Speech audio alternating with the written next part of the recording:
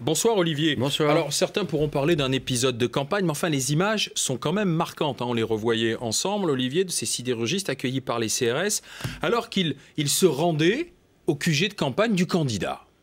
Oui, ce sont des images qu'on préférait ne pas voir parce que ces ouvriers, finalement, ils symbolisent un monde qui est en train de disparaître, un monde qui est en train de mourir, un monde qui faisait pourtant la fierté de l'industrie française, la fierté de toute une région où on n'a pas peur du travail. La Lorraine, où on est dur au mal, où même le travail dangereux, on le prenait à bras-le-corps.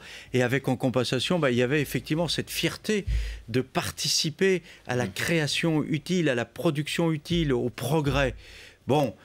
Les ouvriers, ils viennent dire leur désespoir, ils viennent dire, ils ont l'impression d'ailleurs, sans doute malheureusement justifiée, de se faire rouler par Mittal, et ils disent, on ne veut pas mourir, c'est pas notre tour, nous on est encore capable de faire quelque chose. Mais alors, attendez, je ne comprends pas Olivier, pourquoi est-ce que le candidat qui est proche du peuple ne les reçoit pas, alors que dimanche dernier, et nous l'avons vécu sur BFM TV à Villepinte, on a entendu un plaidoyer vibrant pour que vive la sidérurgie? Oui, mais je crois effectivement qu'il veut la défendre, la sidérurgie, mais c'est compliqué. Malheureusement, ça ne se règle pas comme ça, d'un petit coup de baguette magique.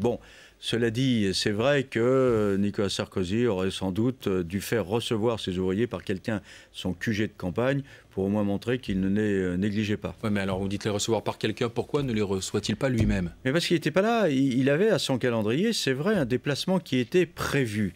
Donc il a fait savoir, on l'a entendu tout à l'heure d'ailleurs, qu'il était prêt à recevoir les sidérurgistes lundi prochain.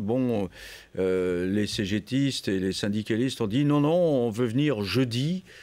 Ça a donné cette situation un peu ambiguë. Alors, Nicolas Sarkozy, lui, il dit, c'est une petite manœuvre politique et il est sans doute pas mécontent aussi de montrer qu'il ne cède pas devant un diktat d'un syndicat qui lui est hostile, puisque la CGT nationale a appelé à voter contre lui. Alors, lui qui se présentait comme le candidat du peuple, qui a beaucoup parlé des ouvriers, est-ce que ça peut lui nuire dans cette campagne?